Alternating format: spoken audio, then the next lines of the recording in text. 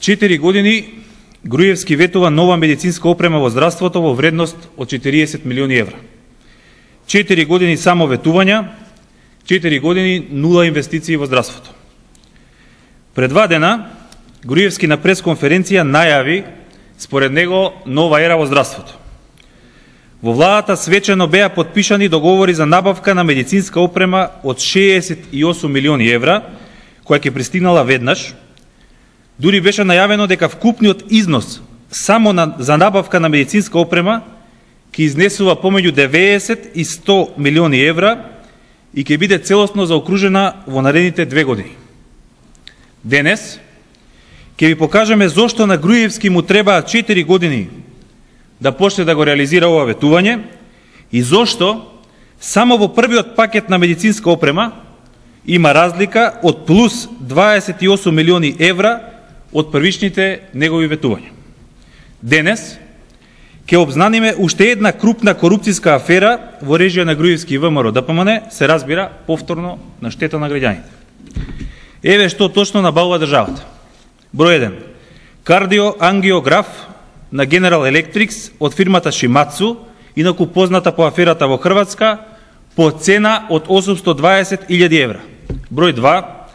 Магнетна резонанца по цена од 1 милион и 380.000 евра. Број 3. CT Scan 64 компјутер по цена од 900.000 евра. Лот 8 од тендерот е особено индикативен. За 40 ултразвучни апарати кои се набавуваат во пакет, верували или не, владата ќе плати цена од над 5 милиони евра или околу 130.000 евра по парче, што е далеку од очекувањето за ваков тип на опрема, дури и ако апаратите се купуваат поединечно. Со просто пребарување по интернет се гледа дека сите останати цени се поскапи од 60 до 100% од пазарните, со објаснување дека се набавуваат со кредит. Груевски и ВМРО ДПМН, наместо да бараат кредит од некоја меѓународна финансиска институција, ќе платат десетици милиони евра народни пари и повеќе.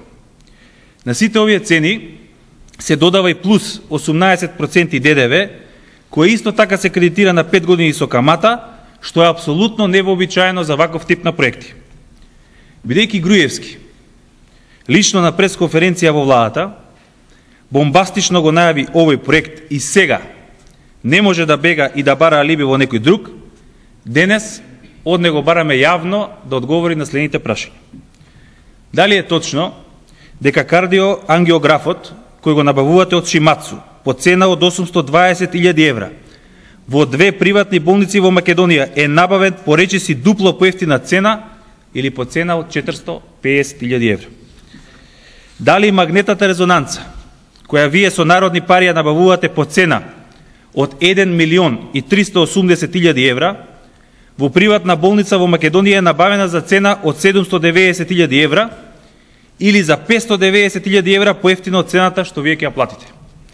Дали CT скенот компјутер, кој вие со народни пари го набавувате по цена од 900.000 евра во 2 приватни болници во Македонија е набавен по цена од 530.000 евра или за 370.000 евра поевтино од цената што вие ќе ја платите?